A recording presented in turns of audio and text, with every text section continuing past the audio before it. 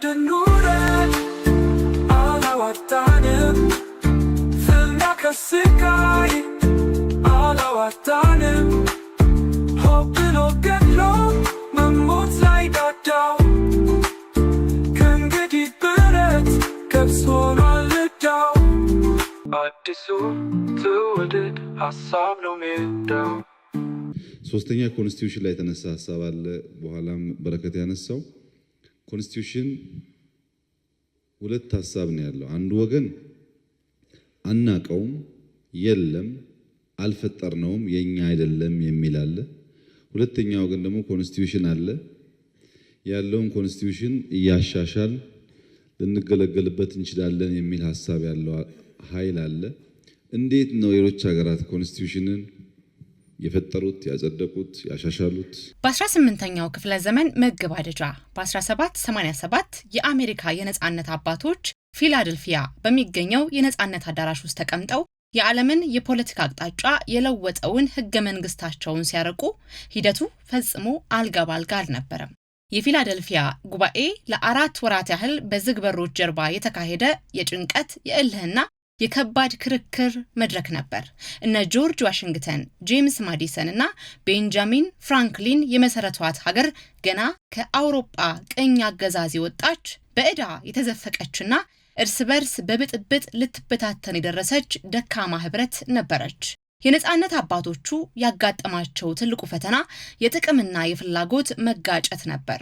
በህዝብ ብዛት ትላልቅ የሆኑት እንደ ቨርጂኒያ ያሉ ክፍለ ሀገራት በህዝብ ቁጥር ልክ ውክልና እንውሰድ ሲሉ፣ ትናንሾቹ ክፍለ ሀገራት ደግሞ መዋጥን በመፍራት እኩል ድምጽ ይኑረን በሚል የሞት ሽረት ክርክር ውስጥ ገቡ። ክርክሩ የትውልድ ጣፈንታን የሚወስን በመሆኑ አንዳንዴ ጉባኤው እስከ መበተን ደርሶ ነበር። ነገር ግን እነዚህ መሪዎች የሀገር መሰረት እንደ ሸቀጥ ሱቅ በአንድ ጀንበር ተለዋጭ እንዳልሆነ ጠንቅቀው ያውቁ ነበር። ስለዚህም ስሜትን ወደ ጎን በመተው የታላላቅ ምሁራንን የታሪክ መጽሐፍት በማገላበጥ በታላቅ ትዕግስትና በሳል ዲፕሎማሲ ታላቁ ስምምነት የሚባለውን የሁለት ምክር ቤት መዋቅር ፈጠሩ። ይህ ረጅም ሂደትና መጨረሻው ያሳየን ነገር ቢኖር እውነተኛ የሀገር ቃል ኪዳን የሚገነባው በጊዜ በመረጃ በህዝብ ይሁንታና በህጋዊ ሂደት ብቻ መሆኑን ነው። ለምሳሌ ፖሊሲ ደንብ ብላችኋል። የፖሊሲ ጥናት ተቋም አለን እኛ በጣም ብዙ ምሁራን ያሉት። ይሄ ፖሊሲ ጥናት ተቋም አጥንቶ ዳታ ሰብስቦ አናላይዝ አድርጎ በዚህና በዚያ ምክንያት ይሄኛውን ፖሊሲ ፈትሹ ብሎ አቅርቦ እኛ ተወያይተንበት ያኔ ነው ስለ ፖሊሲ መነጋገር የሚቻለው እንጂ ሚስተር ኤክስ ስላልፈለገ ብቻ ያ ፖሊሲ አይጠቅምም ስላለ ብቻ ሳናጠና ፊክሽን መጻፍ አንችልም። ፖሊሲ ፊክሽን አይደለም፣ በዳታ ነው የሚሰራው፣ በፋክት ነው የሚሰራው፣ በእውቀት ነው የሚሰራው። በማያከራክሩ ጉዳዮች ጊዜ እንድናባክን የሚያደርገን ሁኔታ ቼንጁን ካለመገንዘብ እንዳይፈጠር እንዳይመጣ ማየት ጥሩ ይሆናል። ኢትዮጵያም በተመሳሳይ ረጅም የታሪክ ጉዞዋንና የፖለቲካ ምዕራፏን የሚቀይር አዲስ የለውጥ እድልን አገኘች። ነገር ግን ለውጡ ወራት ሳይሞሉት አዲሱ ጠቅላይ ሚኒስትር ወንበሩ ላይ ተቀምጦ ትንፋሽ ሳይመልስ ከአደባባይ እስከ ማህበራዊ ሚዲያ ሰማይ ምድሩን የሚያናውጡ የጥያቄ ጋጋታዎች መውረድ ጀመሩ።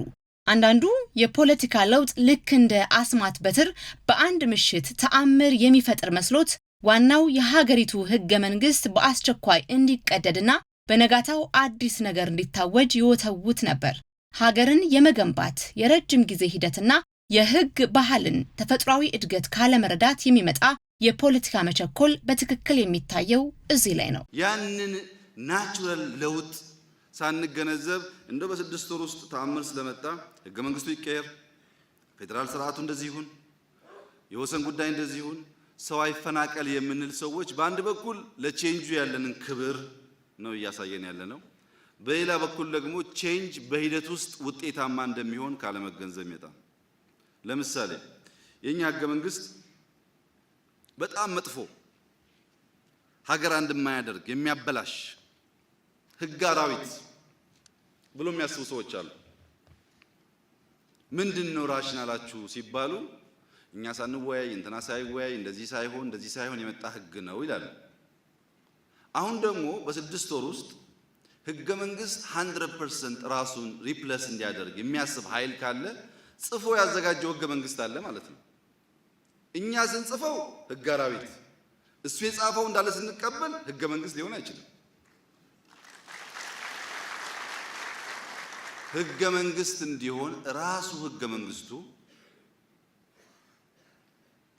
መለወጥ አስፈላጊ ነው ብሎ ዜጎች ሲያምኑ በዚህ መንገድ ሊለውጡኝ ይችላሉ ብሏል። በዚያ መንገድ ማንን ሰው ሐሳብ መጥቶ ህዝብ ተወያይቶበት ሊቀየር ይችላል።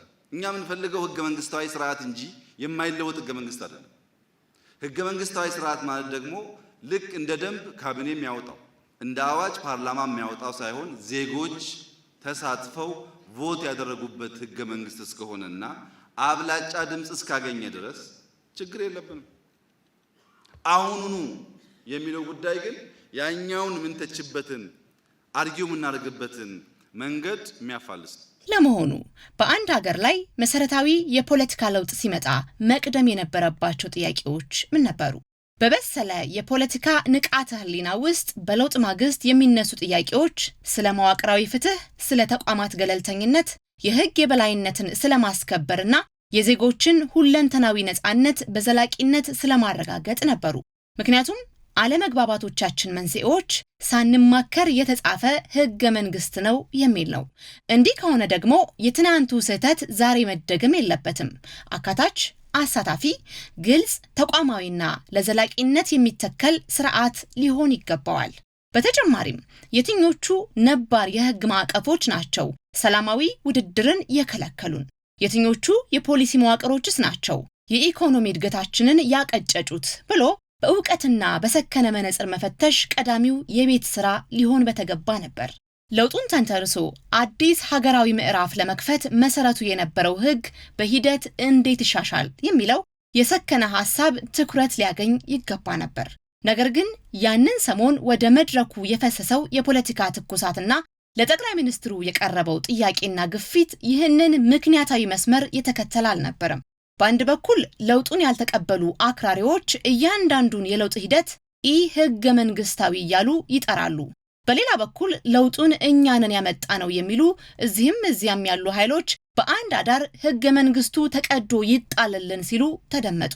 ይህ ነው በህገ መንግስቱ ላይ ፍጹም የተራራቁ ጽንፎችን ያነገተ ግርግር እንዲፈጠር ያደረገው። ህገ መንግስት መንግስትና ህዝብ የሚግባቡበት ቋንቋ ነው። ስለዚህም በስክነት እንጂ በብክነት የሚጻፍ ልብ ወለድ አለመሆኑን የተገነዘበው የለውጡ መሪ ስከኑ እያለ ይወተውት ነበር። ምንድነው መንግስቱ? ዝም ብሎ መንግስቱን መጥላት መውደድ ሳይሆን ኮር ሀሳቦቹ ምንድናቸው? ህገ መንግስት በባህሪው ለመብትና ግዴታ ሪኮግኒሽን የሰጠ እንጂ መብት ሰጠ አይደለም። ሪኮግኒሽን ያላወቀ ሰው ደግሞ ሞት ኤክሰርሳይዝ አያደርግም። ስለዚህ ምንድነው የተሰጠ መብት የሚለውን ነገር ማወቅ ለመጀመሪያው። በእኛ ህገ መንግስት ሁለት መሰረታዊ ፒላርስ አሉ። አንደኛው ዴሞክራሲ ነው፣ ሁለተኛው ሰብአዊ መብት ነው። በዚህ ለውጥ ውስጥ ሰብአዊ መብት የተሰበከበት ልክ እንደተባለው ለዘመናት ሲረግሙ የነበሩ የሰብአዊ መብት ተሟጋች ተቋማት፣ ዓለም አቀፍ ተቋማት ሳይቀሩ ያመሰገኑት ነው። ስለዚህ ህገ መንግስታዊ ነው ማለት ነው። ዴሞክራሲን በሚመለከት ኢህአደግ እኔ ከኢትዮጵያ አልበልጥም የተሻለ ሐሳብ ያለው ሰው ካለ በትክክለኛ መንገድ እንደማይሄድ ባቅም እንኳ በዳይ መሆኑን ባቅም በህግ መጠየቅ ብችልም ግን ለሀገሬና ለህዝቤ ስል ይምጡ ያለበት ነው። ከዚህ በላይ ዲሞክራሲ በምን ይታያል? ዲሞክራሲያዊ ሰብአዊ መብት ላይ ራሳችንን በሚያጋልጥ መልኩና ለምርጫ ውድድር የምናደርገውን ጉዞ ቻሌንጅ ሊያደርግ በሚችል ልክ ኢህአደግ ካለምንም መደበቅ በራሱ ሚዲያ አውጥቶ ያሳየበት ሁኔታ ነበር። ስለዚህ ዓለም አቀፍ ነው፣ አህጉር አቀፍ ነው፣ ከባቢያዊ ነው፣ ሀገራዊ ነው፣ ሲመጣም የኢህአደግና የህዝብ ነው። በሁሉም ኢንፑት ተደምሮ የተገኘ ውጤት ነው። የመራ ነው ግን እኛ ነን። ይህንን ቻምፒየን ለማድረግ ሻይ ማድረግ የለብንም። ፕሮፐርሊ ባንመራው ኖሮ ሳይወጣ እርስ በርስ ተባልተን እንጨርስ ነበር። ኃይለ ማርያም ደሳለኝ በቃኝ ማለቱ የዚህ ለውጥ ግማሽ ያህል አካል ነው ብሎ ማሰብ አስፈላጊ ነው። አፍሪካ ውስጥ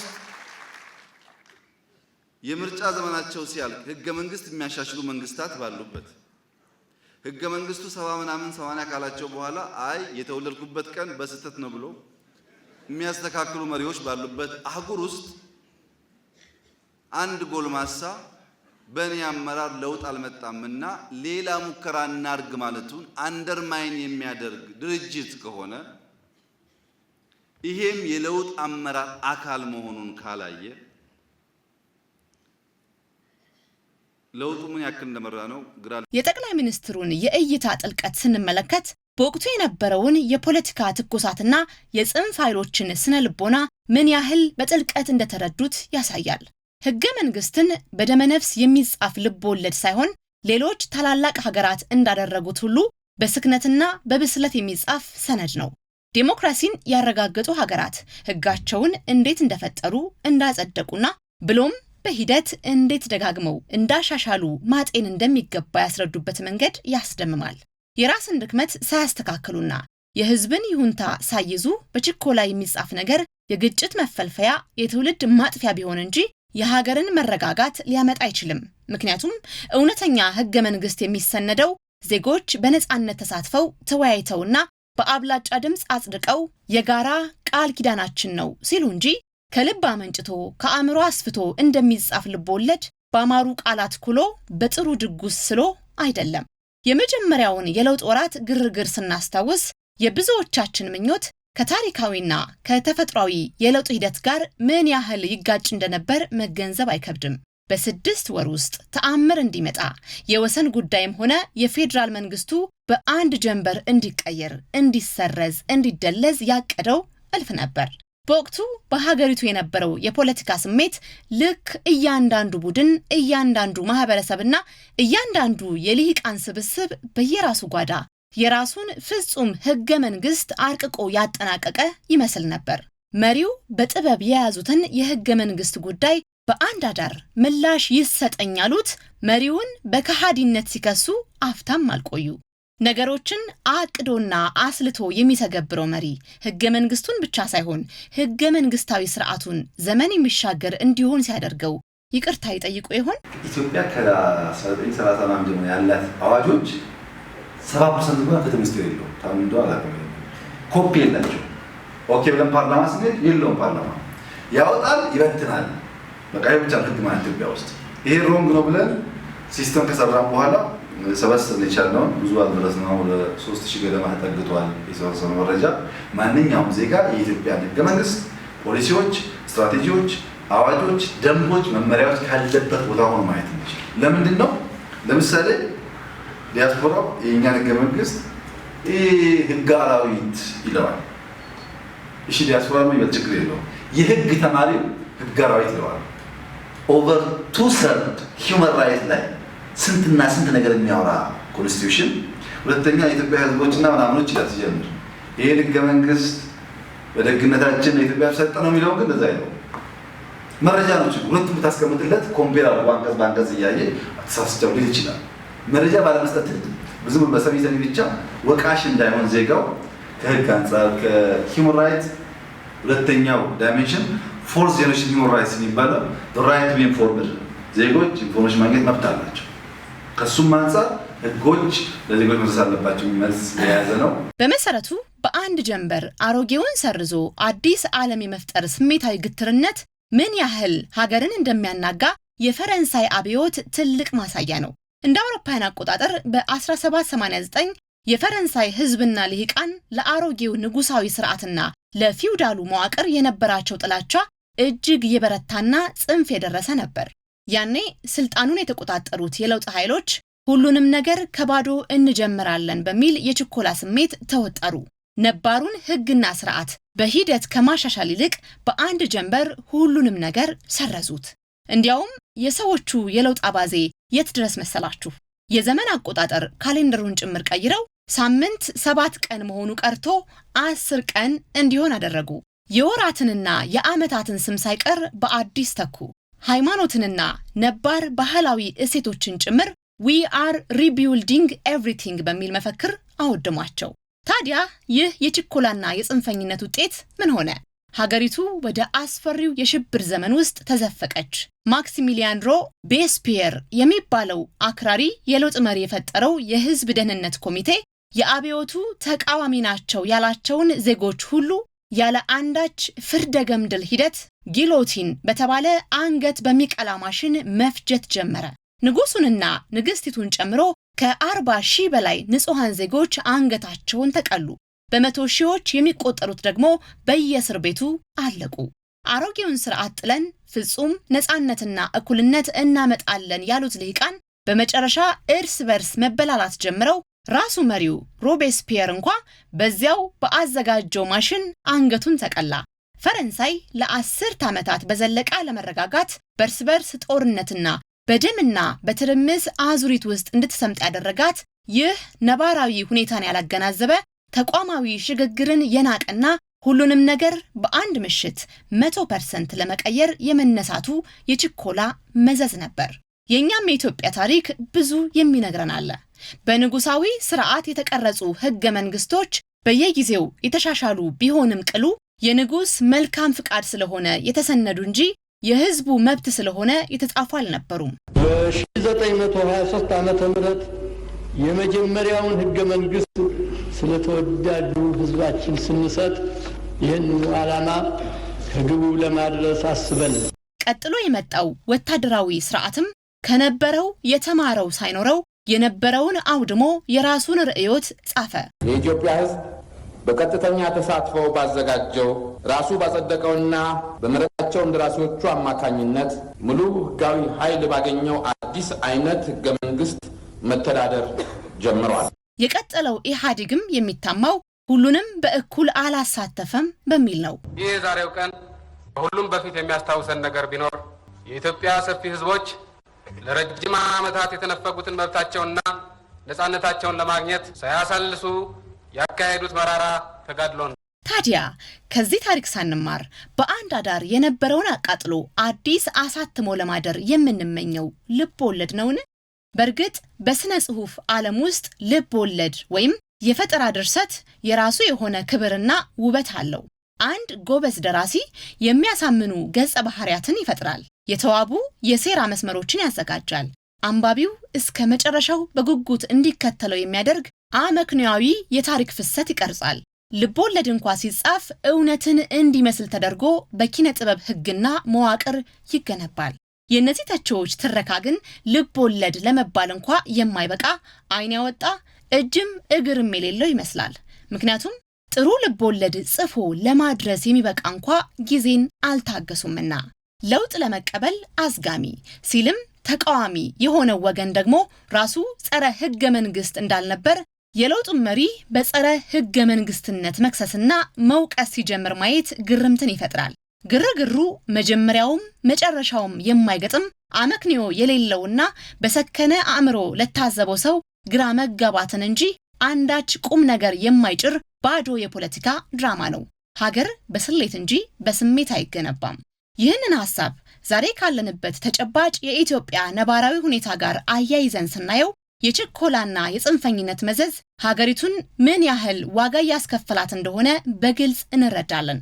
ትናንት በሰላማዊ መንገድና በውይይት መፈታት የነበረባቸው በርካታ የወሰን የማንነትና የአደረጃጀት ጥያቄዎች ዛሬ በየክልሉ ወደ መታጠቅና ወደ ከፋ ግጭት አድገዋል። ያኔ በለውጡ ማግስት የተዘራው የመቸኮልና ሁሉንም ነገር በኃይል የመቀየር ፍላጎት ዛሬ በሀገሪቱ ላይ የሰላም እጥረትና የዜጎች መፈናቀል ምክንያት ሆኗል። ጠቅላይ ሚኒስትሩም ቢሆኑ ከመሪነታቸው በፊት ከለውጡ ማግስትም ጀምሮ እስካሁን ድረስ በተለያዩ መድረኮች ስለ ህገ መንግስቱና ስለ ሀገር ግንባታ ሂደት ያነሷቸው ሐሳቦች ይህንን እውነታ ያጠናክራሉ።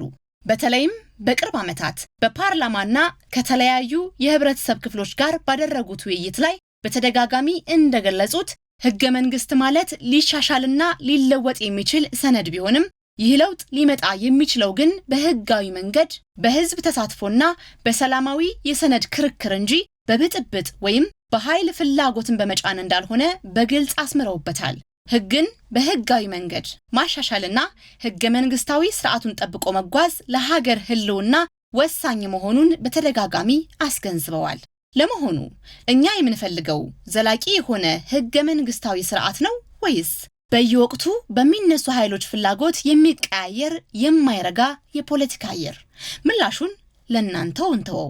ራሳችንን መናቅ አለብን። በእኛ ምክንያት አሸናፊ በማያደርጉ ሐሳቦች ስንባላ የምናባክነው በርካታ ነገር እንዳለ ማየት ጠቃሚ ይሆናል።